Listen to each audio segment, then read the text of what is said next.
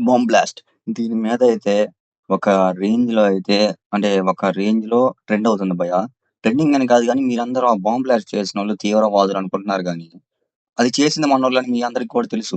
కానీ కొంతమంది ఏమంటున్నారంటే అంటే ఇంతకుముందు ఏమనేవాళ్ళంటే చదువు లేక ఈ ఉగ్రవాదాలు చుట్టూ తిరిగి ఇలా అయిపోతున్నారనేసి చాలా మందైతే అనేవాళ్ళు. కానీ ఉగ్రవాదాల చుట్టూ తిరిగినోళ్ళు కాదు భాయ్ ఇప్పుడు ఆ బాంబ్ బ్లాస్ట్ చేసింది. ఒక పద్ధతిగా చదువుకొని రోజు స్కూలుకెళ్ళి చెప్పిన మాటలిని అంటే ఇప్పుడు స్కూలుకెళ్ళి అందరన్నారంటే మంచోళ్ళే అయ్యుంటారు అని మీరు కూడా అనుకోవచ్చు. కానీ వాళ్ళని పక్కన పెడితే డాక్టర్లు భయ్యా ఒకరిని చంపకుండా ఒకరిని బతికియడానికి మనం ప్రాణం కూడా పెట్టి బతికియాలి అని నేర్చుకున్న వైద్యులు అంటే డాక్టర్స్ కూడా దాంట్లో మునిగిపోయారంటే, అంటే ఆ ఉగ్రవాదంలో మునిగిపోయారంటే ఆ తప్పు మతాందో, దేవాలయాలదో చేసే మనుషులదో వాళ్ళది కాదు భయ్యా. ఇప్పుడు ముస్లిమ్స్ చూడండి ఎంతగా వాళ్ళ మతాన్ని ప్రేమిస్తారంటే, ఇప్పుడు నేను అంటే స్కూళ్ళలో కూడా చూస్తుంటాను. డిగ్రీ కాలేజెస్ వాటిలో కూడా ముస్లిమ్స్ కరెక్ట్‌గా ఖురాన్ అంటే అదేదో ఉండిద్ది కదా! అంటే అదే మసీదులకెళ్తారు కదా! కరెక్ట్‌గా ఆ టయానికి మాత్రం వాళ్ళు ఖచ్చితంగా మసీద్ దగ్గర ఉంటారు. ప్రతి ఒక్కటి నియమాన్ని పాటిస్తారు. అలాంటి నియమాలు పాటిస్తున్నప్పుడు ఆ ఖురాన్‌లో చాలా వరకు మతాన్ని నమ్మని వాళ్ళని చంపేయండి, వాళ్ళని ద్వేషించండి.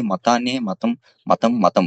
అలాంటి పాపం ఈయనేం జేస్తారు భయ్యా అలాంటప్పుడు మార్చడం అంటే మార్చమని నేను చెప్పట్లేదు. కానీ మార్చడం అంటే ఇప్పుడు కుదరని పని. కానీ దాంట్లో ఉన్న విషయాన్ని తెలుసుకొని ఎలా ఉండాలి? ఏంది? అనేది తెలుసుకొని ముందలకెళ్తే మంచిది భయ్యా. కానీ ఎప్పటిదో అన్న ఖురాన్‌ని ఆలోచించుకొని ఇప్పుడున్న మనుషుల ప్రాణాల్ని తీసేస్తున్నారు. ఇప్పుడు గనక ఆ బాంబ్ బ్లాస్ట్ గనక అక్కడ చేరుంటే, పేలి గనుకుంటే 2,00,000 మంది జనం భయ్యా. వాళ్ళని కాపాడింది ఆ ఖురాన్ ఏమన్నా కాపాడిద్దా? కాదు కదా భయ్యా. కాబట్టి దాని నుంచి కొంచెం ఇప్పటికన్నా బయటకొచ్చి మతాన్ని వాటిని వీటిని పక్కన పెట్టి అందరూ కలిసి ఉండండి భయ్యా. ఎంతమంది చచ్చిపోయేవాళ్ళు. ఆడందరూ అంటే వృద్ధులే ఉంటారనుందా? పిల్లలుంటారు. అసలు జీవితాన్ని చూడని పిల్లలు కూడా ఉంటారు. కాబట్టి దాన్ని పక్కన పెట్టి కనీసం ఇప్పటికైనా సొసైటీలో బతకండి. ఇప్పుడు సొసైటీలో ఏముందిలేండి భయ్యా! సొసైటీలో కూడా ఇప్పుడు కూడా అలానే ఉంది. సొసైటీ ఏమన్నా మారిందని నేను చెప్పట్లా. మతాన్ని, కులాన్ని ఇప్పటికి కూడా ప్రేమిస్తున్నారు.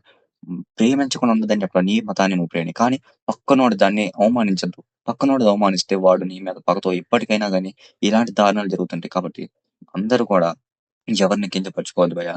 దీని మీదైతే ఈ వీడియో చేయాలనిపించింది కాబట్టి చేస్తున్నాను.